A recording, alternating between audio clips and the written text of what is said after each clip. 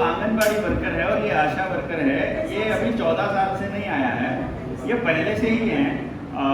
और आपका कहना है कि ये हेल्थ डिपार्टमेंट भी और बैंकिंग भी और ये भी पहले से है, ये तो कांग्रेस के ज़माने में भी। मैंने राजीव गांधी का नाम लिया तो उन्होंने सोचा शायद मैं कांग्रेस के सपोर्ट की बात कर रहा हूँ। तो मैं थोड़ा बता दूँ, मैं आपको एक बात बताता हूँ। जैसे मैंने कोई बात, मैं समझ गया आपकी बात, मैं समझ गया कि मैंने एक बात बोली, मौजूदा सरकार जो थी उसके नाम भी लिया और मैंने कांग्रेस का भी लिया, बाकियों का नहीं लिया।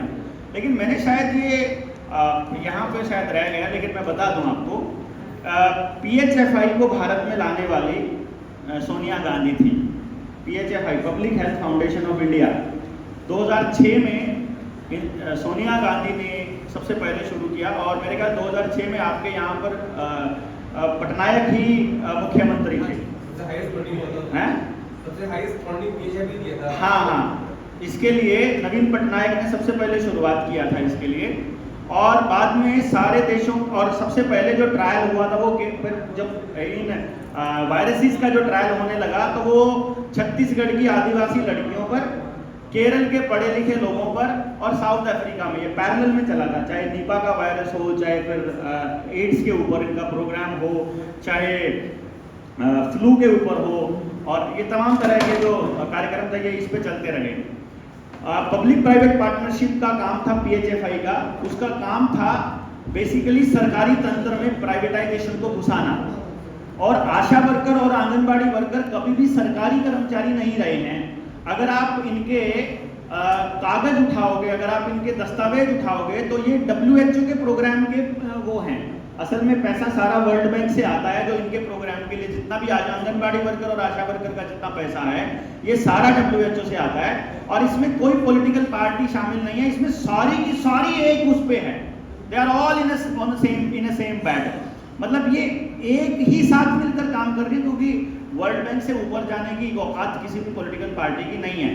तो इसमें नाम लिए बिना, अगर मैंने 2 का नाम लिया तो बाकियों का भी नाम ले देता हूँ कि जब हमारे हरियाणा के अंदर अगर 500 रुपए का चालान कट रहा था तो दिल्ली में अरविंद केजरीवाल जो है, हरियाणा में BJP की सरकार है, 500 का चालान था मुंह ना ढकने का, खुली हवा में सांस लेने का, तो दिल्ली में यही चालान जो है 2000 का हो रहा था। वहाँ आम आदमी पार्टी की सरकार थी। आपके यहाँ भी चालान हो रहा होगा, यहाँ पर भी। उसी टाइम पे शिवसेना की सरकार जो है महाराष्ट्र में थी, तो वहां भी यही हो रहा था। और राजस्थान में कांग्रेस की सरकार थी, वहां पर तो मास्क ना पहनना कानूनी अपराध है, ऐसा कानून बनाने वाला राजस्थान पहला राज्य था। तो इसमें ये कह नहीं सकते कि कांग्रेस बहुत अच्छी पार्टी है और BJP बहुत खराब पार्टी है, या ये पॉलिटिशियन अच्छा है, ये पॉलिटिशियन बुरा है। वो 2 काम मैंने सिर्फ रेफरेंस के लिए बताए थे कि जो 73rd अमेंडमेंट था और जो नेशनलाइजेशन ऑफ ऑल रिसोर्सेज था, जो इंदिरा गांधी ने और उसने किया था, दोनों को मारने के पीछे यही खेल था। जब लाल बहादुर शास्त्री ने इनके अनाज वाले संकट को फ्रॉड साबित करने के लिए बोला कि ये तुम्हारा फ्रॉड है, जैसे अभी जो आएगा आने वाले टाइम में अनाज का जो संकट आने वाला है, जिसके लिए योजना बना रहे हैं, ये प्लान है, ये योजनाबद्ध है, हमको मालूम है योजनाबद्ध है। सर अखबारों में क्या छपेगा कि अनाज का संकट आ गया देश के ऊपर। अभी अखबार की कटिंग है दैनिक भास्कर की, मैंने देखी थी कि अभी हमारे देश के पास सिर्फ 6 महीने का राशन बचा हुआ है, उसके बाद देश में अन्न संकट आने वाला है। ठीक है, तो आप लोग मेंटली तैयार हो जाओगे, आप लोग अन्न संकट के लिए तैयार हो जाओगे ना, कि भाई आने वाले समय में हमारे को भोजन की किल्लत आने वाली है, तो भोजन की किल्लत के नाम पे आपको कंट्रोल किया जाएगा। अभी अखबार में आया, असलियत में कहीं नहीं आया, क्योंकि इस वक्त सारी सरकारों ने FCI में पड़ा हुआ अनाज जबरदस्ती भुगतान करने का काम किया हुआ है। दुबई भेज दिया, दुबई ने रिजेक्ट कर दिया, सीरिया भेज दिया, उन्होंने रिजेक्ट कर दिया, फिर समंदर में डंप कर दिया। खबर पड़ी थी ना पहले कि किसी देश को हमने अनाज भेजा, वहां से करोड़ों टन, लाखों टन अनाज जो है वो समंदर में फेंक दिया। हाँ, ठीक है। अब उसके अंदर क्या हुआ हमारा वाला के भाई यहाँ पर ये अनाज वाली बात मैं आपको बताता, अनाज खाली हो जाएगा।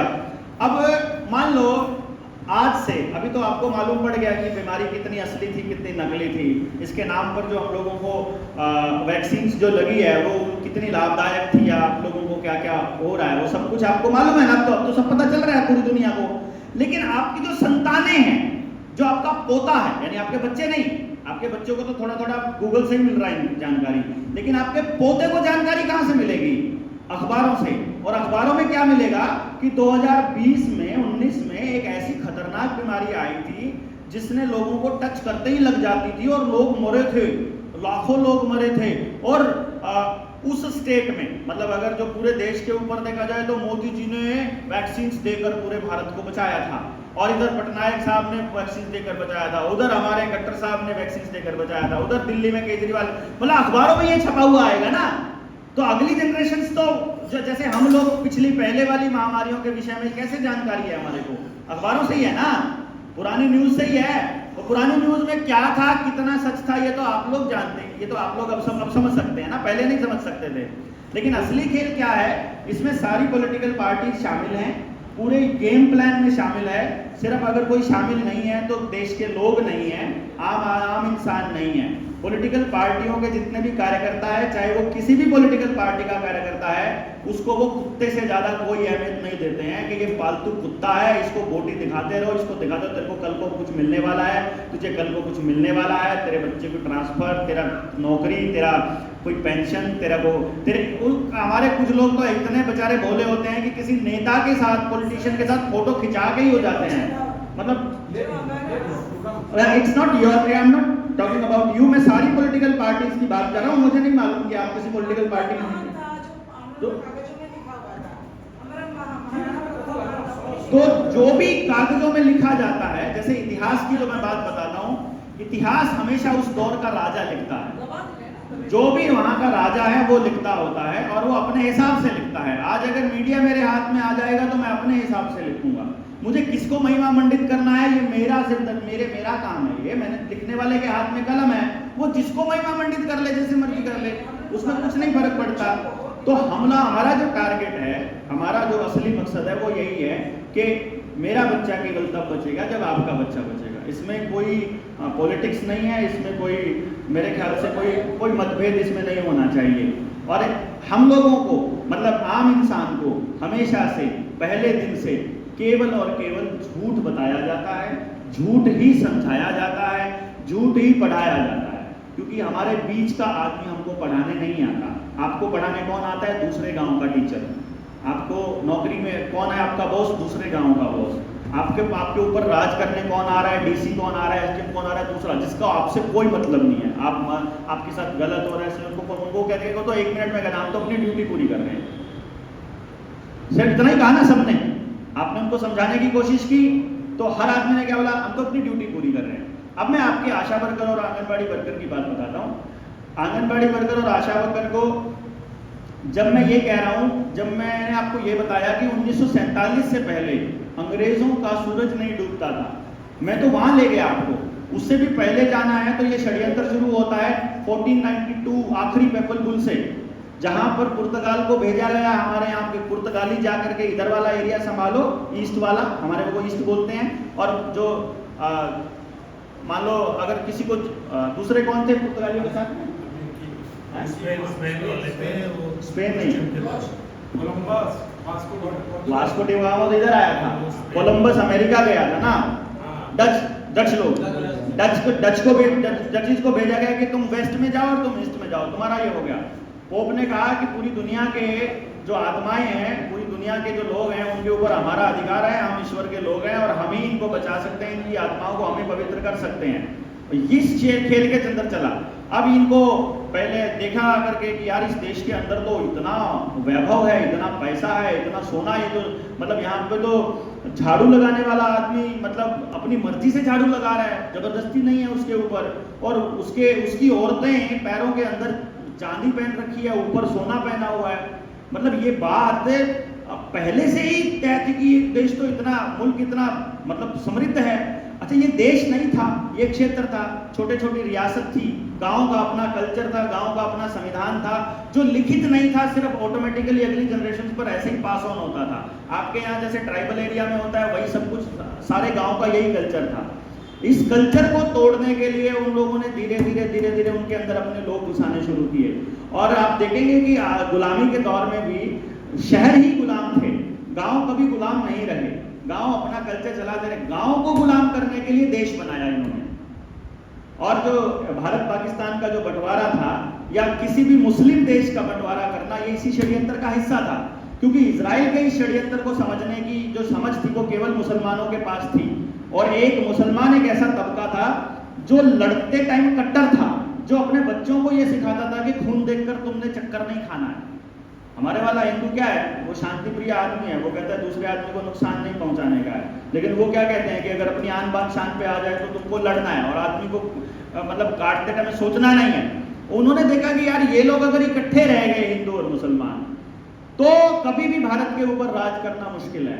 और मुसलमानों ने इस षड्यंत्र को समझ लिया था, तो उन्होंने अपनी कुरान में ही लिख लिया, अपने धार्मिक ग्रंथ में लिख लिया कि ये के 3 हथियार हैं, एक मीडिया, एक नशा और एक पैसा, ब्याज का पैसा, हवा का पैसा।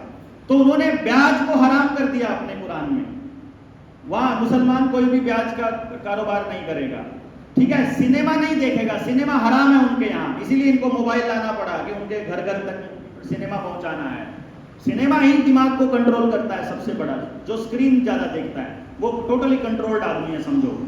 तीसरा जो मैंने बोला आपको, नशा, शराब हराम है।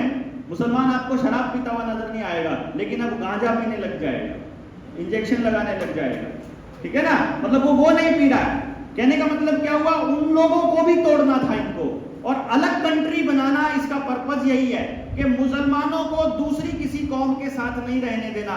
अगर ये दूसरी कौम के साथ रह गया तो पूरा टोटल कंट्रोल, क्योंकि हमारी लड़ाई केवल तभी पॉसिबल है जीतना जब उड़ीसा हरियाणा के साथ खड़ा हो और हरियाणा उड़ीसा के साथ खड़ा हो। ये तब पॉसिबल नहीं है कि आप अपनी लड़ाई लड़ो मैं अपनी लड़ो, पॉसिबल ही नहीं है।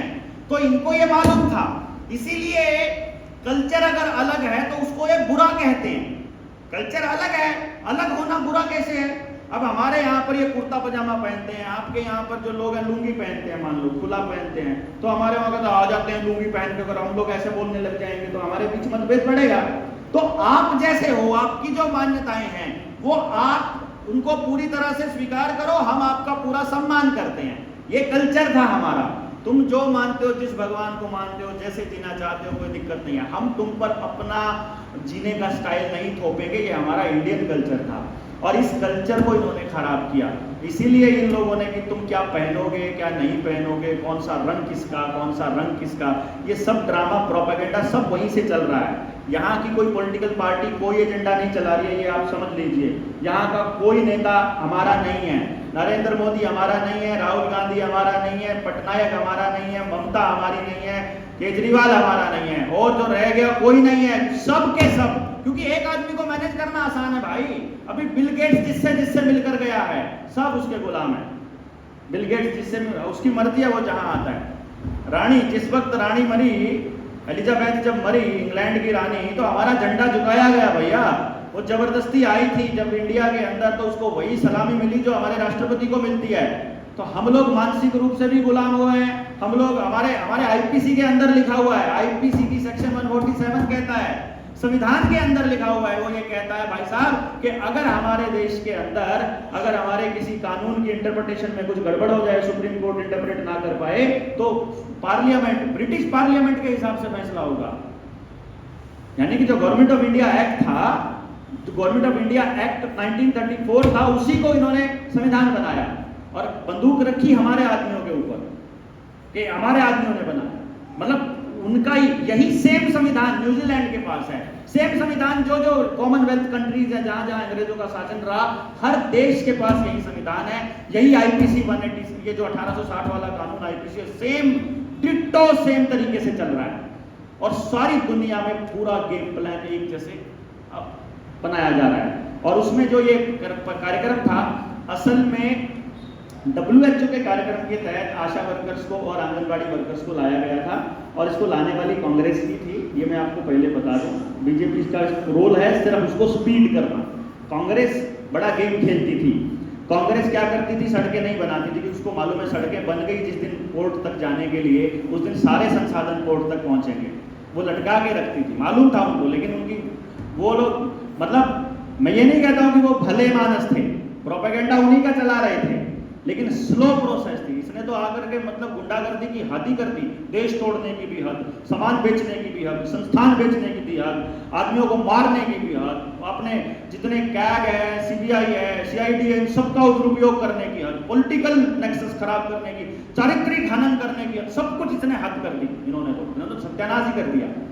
अभी जो जिसकी मैं बात बता रहा था कि ये जो ICDS का प्रोग्राम का जो मैंने पिछली वीडियो में भी जिक्र किया, ICDS integrated child development scheme, इसके कागज सारे WHO के हैं। आप देखिए, मुझे अपने हरियाणा का तो पता है, आपके उड़ीसा का आप बताएंगे। मेरे हरियाणा में ये बात मशहूर है कि हमारी जो लेडी है, हमारी जो माताएं हैं, वो प्रेगनेंसी के बाद आखिरी दिन तक काम करना नहीं छोड़ती थी। अभी इन्होंने क्या किया, हमारे को बेड रेस्ट देना शुरू किया, और हमारी जो माताएं हैं वो अगर खेत में काम कर रही हैं और लेबर पेन हो गया अगर मान लो, तो खेत में ही बच्चा जन्म देती थी, कोई दिक्कत नहीं है, और अपना नाल चाकू से काट कर अपना बच्चा घर आ जाता था। ये बहुत नॉर्मल था हमारे वहाँ, और मुझे लगता है आप लोगों के बीच भी यहाँ पर सेम बात है। इसका मतलब क्या है? दूसरी बात, हमारे जो लोग थे महाराणा प्रताप से लेकर के, और अगर महाराजा सूरजमल तक की बात करें तो 7-7 फुट के लोग, मतलब जितने मजबूत लोग थे, उनके सामने अंग्रेज की औकात ही कुछ नहीं होती थी।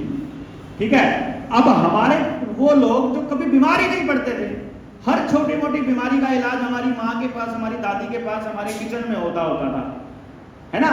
मेरे को याद है, मेरे को कभी हॉस्पिटल नहीं ले जाया गया, कान में दर्द हो गया, कुछ चोट लग गई, मतलब दराती से उंगली कट गई, तो मेरी माँ क्या बोलती है कि इसके ऊपर मूत्र ले।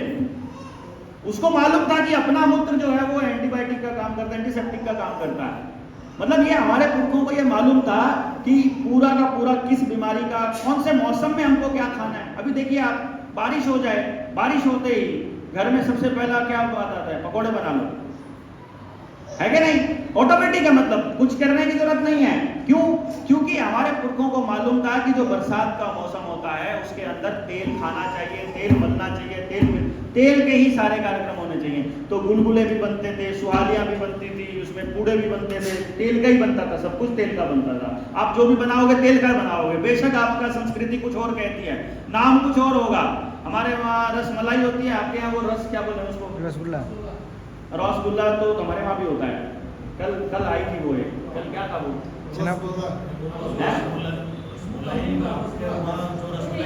वहाँ वाली रसमलाई को ये लोग थोड़ा सा, आप लोग थोड़ा सा फ्राई टाइप का कर देते हो, गरम कर देते हो दोनों साइड से, मतलब है वही प्रोसेस, वही है। कहने का मतलब ये हुआ, हम बहुत ज्यादा अलग एक दूसरे से नहीं रहे हैं, हमने एक दूसरे से सीखा है। जहाँ एक जैसा मौसम रहेगा एक जैसे रहेंगे। और ICDS प्रोग्राम में वो लोग क्या करते थे, छोटे छोटे बच्चे का वजन देखना, उसका हाइट देखना, उसको कौन से इंजेक्शन लगे हैं ये चेक करना, फिर उसको कौन सी बीमारियां हुई है, वो सारी जानकारी वहां देने के लिए ICDS प्रोग्राम था। आशा वर्कर्स इसलिए आपके बीच लाई गई थी। आंगनबाड़ी वर्कर, अभी आंगनबाड़ी वर्कर और आशा वर्कर ने क्या काम किया इस बीमारी के दौरान? आप लोगों को इंजेक्शन लगाने के अलावा दूसरा काम उन लोगों ने नहीं किया, वही काम करते थे। उनको हर घर का पता था, हर घर की जानकारी थी, किस घर में कितने लोग रहते हैं, कितने बच्चे, कितनी उम्र, कहाँ रहते हैं, कहाँ पढ़ते हैं। भाई साहब, ये जानकारी देने के लिए उन्होंने अपने एजेंट बुलाए थे ये। और उसके बाद जनगणना के नाम पर वो मतलब छोटे मोटे काम, जनगणना तो खैर टीचर्स करते हैं, आंगनबाड़ी वर्कर नहीं करते हैं। अच्छा, आंगनबाड़ी वर्कर क्या करती थी? आंगनबाड़ी में क्या होता था, मुझे याद है जब मेरे गांव में आंगनबाड़ी पहली बार खुली थी, मतलब जिस घर का हर बच्चे के पास अपने खेत में सारे फल हैं, सारी सब्जियां हैं, सब कुछ ताजा फ्रेश और पूरा रेशेदार खाना है, मतलब फाइबर ही फाइबर है उसके खाने में। आपका खाने में कितना फाइबर है, मतलब आप देखिए ना। तो मतलब नेचुरल अगर आप खाएंगे तो आपको किसी बाहर के आइटम की जरूरत नहीं है, कोई विटामिन सी के कैप्सूल खाने की जरूरत नहीं, कोई विटामिन 12, B12 कुछ नहीं खाने की जरूरत, कैल्शियम खाने की जरूरत नहीं, सब कुछ आपके खेत, आपकी जमीन में अवेलेबल, आपके आसपास अवेलेबल है। और उस टाइम पे उन लोगों ने आंगनबाड़ी में सबसे पहले वो चूरी देनी शुरू करी, या ब्रेड, डबल ब्रेडेड रोटी देनी शुरू की, डबल ब्रेड, है ना, डबल रोटी जिसको बोलते हैं। पहली बार गांव में डबल रोटी का कल्चर आंगनबाड़ी वर्कर लेकर के आए। मतलब हम लोग नई चीज थी तो खाने कोई बात नहीं, वो इजी थी कैरी करना, तो उसको पकड़ के खाते रहो। लेकिन इसको अंग्रेज लोग और बाहर के विकसित देशों में तो मल बोला जाता है कि ये चीज तो सड़ी हुई चीज है। क्योंकि आयुर्वेद हमारा बहुत स्पष्ट तौर पर कहता है कि जिस चीज को 1 घंटे से ज्यादा बने हुए हो जाए, वो चीज केवल पेट भरती है, वो हमारे शरीर को पोषण नहीं देती है। तो वो पेट भरने के लिए ही है, खाली पोषण के लिए नहीं है। तो ये बात हमारे पुरखों को पता था सब कुछ, इसलिए तो हर चीज हम लोग ताजा बनाया करते थे, सारा कुछ या कच्चा खाया करते थे।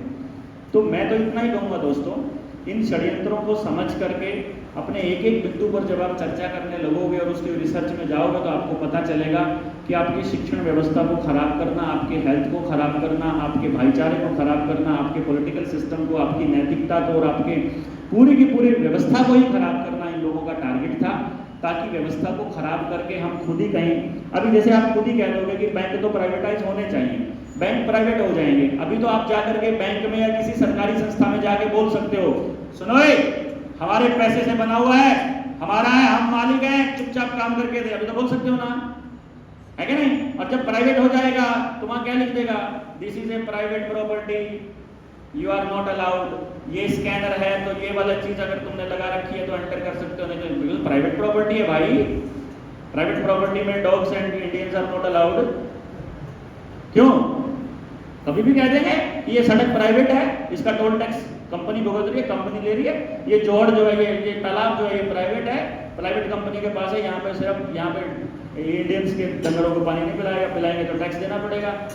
प्राइवेट कंपनियों का तो षड्यंत्र था कि ये पानी की बोतलें, मतलब किसान का गेहूं एक किलो 4 महीने 5 महीने की मेहनत के बाद 20 रुपए किलो बिकता है, और ये लोग कहीं से भी फिल्टर करके पैक करके हमारे को 20 रुपए की लीटर का पानी बेच देते हैं, और हम लोग सोचते हैं पानी मोल होना चाहिए। तो हमारी अगली पीढ़ियां तो क्या कहेंगी, हमारे पुरखे मोल का पीते थे, हम मोल का पी रहे, इसमें क्या हो गया? हमारे बच्चे यही कहेंगे ना भाई, पहले हमारे जो पुरखे पीते थे, हम जो पी रहे हैं वो 20 रुपए लीटर पी रहे हैं, वो 200 रुपए लीटर उनके ऊपर अगर आ जाए कि 200 रुपए लीटर बिकेगा तुमको, वो कहेंगे हमारे पुरखे भी तो पीते थे, पहले ऐसा होता था। ये कह करके वर्तमान को जस्टिफाई करना गलत है। उस पार्टी ने भी ऐसा किया था, ऐसा कहकर आज की पार्टी की गलत चीजों को जस्टिफाई करना गलत है। जो गलत है वो गलत है, और हमारी लड़ाई सत्य की है, और सत्य की खासियत ये है कि सत्य सबका भला करता है, और जो चीज एक कुछ लोगों का भला करे और कुछ लोगों का नुकसान, वो सत्य नहीं हो सकता। हमको केवल असत्य को ही क्रॉस करना है, यही हमारा मकसद है। जय हिंद।